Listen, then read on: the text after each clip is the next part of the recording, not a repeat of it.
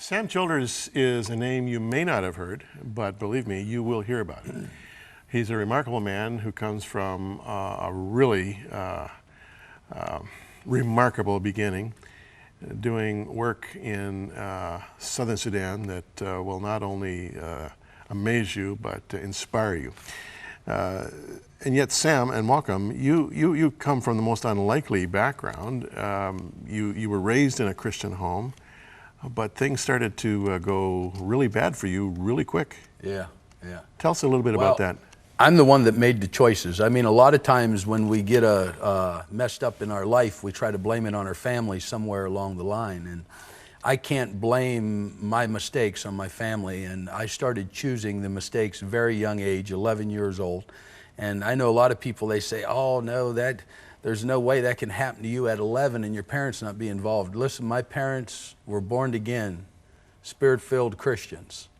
I was from a middle-class family. There was nothing wrong with my family. I made bad choices at 11 years old, started smoking dope, started doing hard drugs at 13, 15 years old, putting a needle in my arm.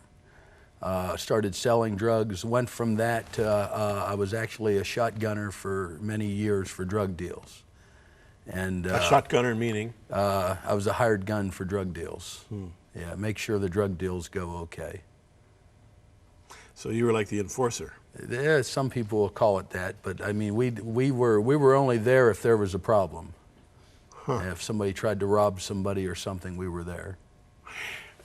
During this early period in your teens when you were doing all of these things, did you ever run afoul of the law, or did you stay free of the police? No, I've had a lot of problems with the law. Have you ever been in prison? I've been in jail. Been in jail? Been in jail a few times. Yeah. And your parents, while this is going on, what were they doing? It's something, my mom had a daughter before me that passed away, and when she did, she had a nervous breakdown.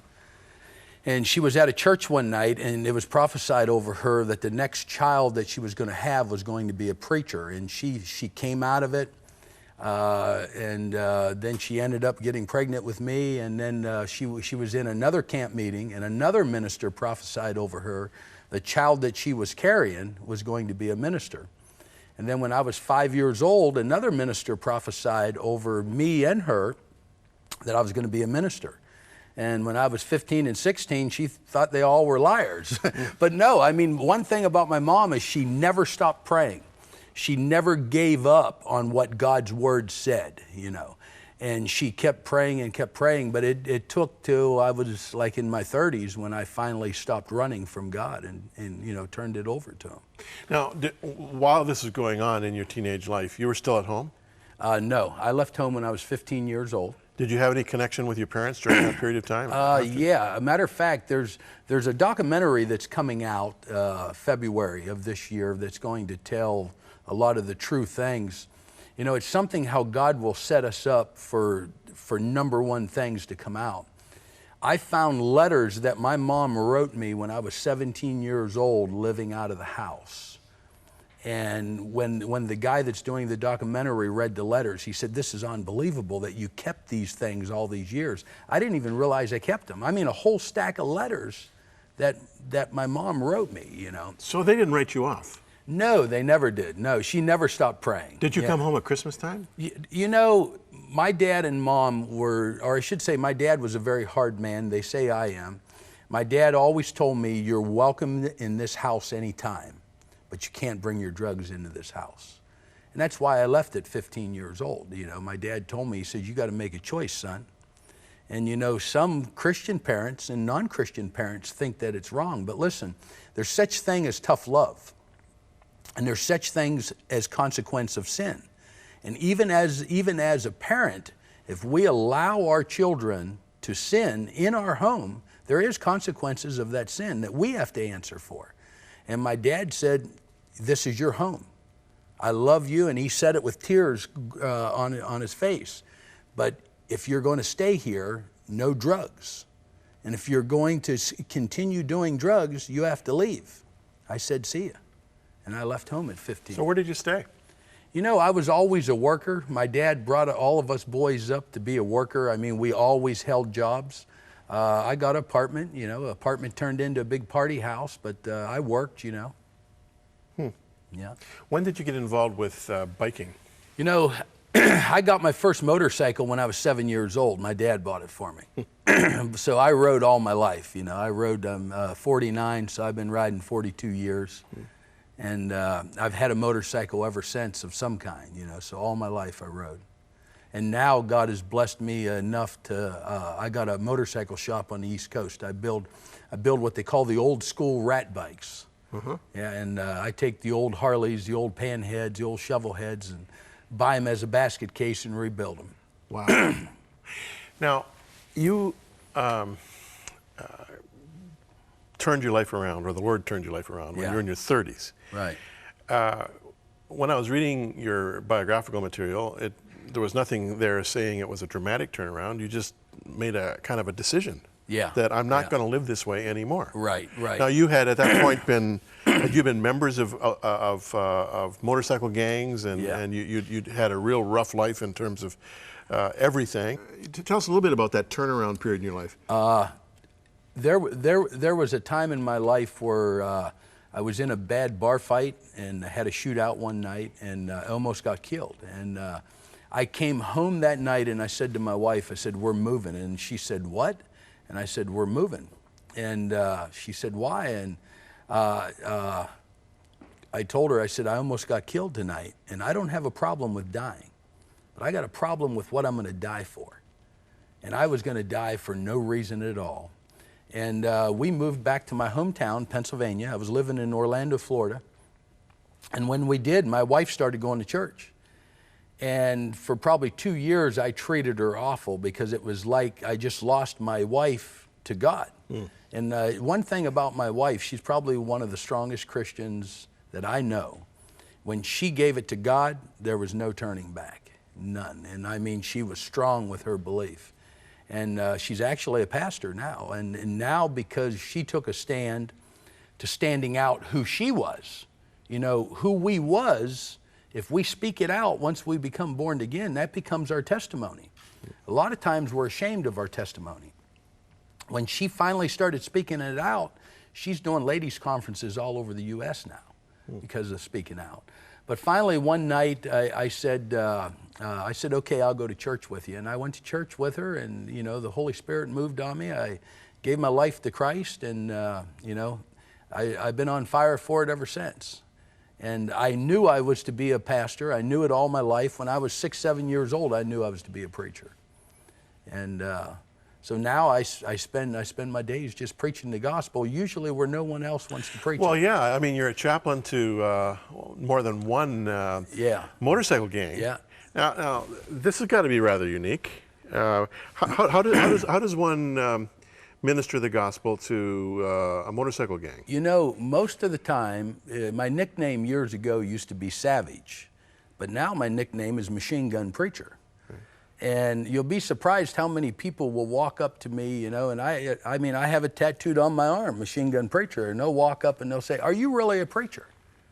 And right there I start talking, "Yeah, I'm a preacher, But, if you want to spread the gospel of Jesus Christ, sometimes we try to force feed. You can't force feed a baby. You got to give just a little bit. And when you're feeding a baby, you don't keep dishing it out. You wait for them, they lift their head forward and they open their mouth. Stick their tongue out. And our ministry last year, it's probably, I know it's around 20,000 or more people we've helped bring into the kingdom just through our ministry. And it's all about being there, not force feeding, but everyone is searching for something. And sometimes when we come off real hard, it's not what they're searching for, Now, I find this fascinating because obviously these guys want you around. Yeah. They want to hear from you. So the issue is not your message. It's your approachability. I mean, if a guy comes in there, looking like an uptight, preacher from the suburbs, the barriers are going to be up. You'll be surprised in the 1%er groups how many people there are right now that are born again. Yeah. Yeah, you'll be surprised. And When you say 1%er groups, what do you mean? Those are the guys that their life is all about riding motorcycles. Right. And usually they belong to a bike club, MC club, you know. They'll have colors on their back and everything. But I mean, you can be a 1%er just by having your whole lifestyle is riding a motorcycle, you know. I mean, everywhere I go, I have a motorcycle. I'll have a motorcycle right here in Toronto. You wrote a book. Let's take a look at this cover here, the book cover. Another Man's War. This book is about your work where? In Southern Sudan? Yeah, it's in South Sudan, but it's also a lot of the stuff that we do in the U.S. I've been in South Sudan for going on 15 years. I've been working in Uganda for the same amount of time. But I kind of got the name of working in South Sudan because they were in a conflict war and everything, and also in northern Uganda. But now our ministry has went into Ethiopia, Somalia, around the world we're working now. I do a lot here, I do a lot in the U.S. and stuff on sex trafficking and everything. But in the book tells a little bit of everything that we do, and then it focuses on Sudan. And there's a movie being made about your life, or it has been made. It's being shown at the Toronto Film Festival.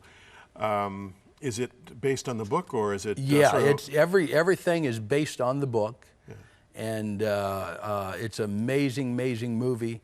I tell people all the time that when Christ literally starts to move in our life and He does things, don't limit God what He can do in your life. You know, a lot of times people say to me all the time, well, why is all this big stuff happening to you? You know, as Christians, we limit God. We keep God in a box. When you keep Him in a box and you limit Him, you also limit your blessings. When your hands are wide open, God, I'm here for anything you have for me, and you're willing to go through a sacrifice, you're willing to go through a valley, and you're willing to keep going forward even when things are messed up, God will bring you out on top. Yeah. And He literally took this movie. He gave me one of the top 10 screenwriters in Hollywood, Keller. And Jason came in and wrote the screenplay. Then God gave me one of the top 10 directors, Mark Forrester. Then God gave us one of the top 10 actors, Gerard Butler. And so when God does something, He'll do it big. And now it's at the film festival. You know, that just goes to show you how big God is. And the movie is called? Machine Gun Preacher. Machine Gun Preacher. Yeah, it's a nickname, and it's something how I got it. Many years ago, the natives in South Sudan would walk by the compound that I was building. I slept on a grass mat, had a Bible on one side and machine gun on the other side. So they started calling me Machine Gun Preacher. The next thing I known, some missionaries wanted to discredit me, so a story come out about that man's no preacher, he carries a machine gun, and they called me the Machine Gun Preacher, that the natives call him Machine Gun Preacher. I sat and I started crying when I read it. And God said, claim that name. So I took claim to that name probably 13 years ago. And now, you know, there's not just a movie coming out, there's a clothing line, there's, you know, God just keeps building things bigger. Hey, you're sitting across from a guy who carried a machine gun in southern Lebanon. Wow. When I was broadcasting in southern Lebanon back in the early 80s, the Israeli army would not allow me into Lebanon unless I had my own machine gun. And they gave me a... Actually, the Southern Lebanese gave me a Kalashnikov, and so one machine gun preacher to another here. Except I didn't get called a machine gun preacher. I want to show you a picture of Sam and his family here. First of all, that's more than your family. That's right. That's your extended family. Yeah, some of the orphans, extended right? Family, yeah. In southern Sudan. Yeah, I have 179 children that I take care of right now in Uganda and plus in South Sudan. Right. And they don't care that you carry a machine gun. No, absolutely. They don't diss you because you have tattoos. No. They don't revile you because you are a motorcycler. No. By the way, it's nice to talk to another biker. Praise God. We're going to have more with Sam Childers, and you've heard enough to know that this is a man who practices what he preaches. And for those of you who are struggling right now with some of the issues of life, here's a fellow who's got a powerful message, and you've heard it. Back with more after this.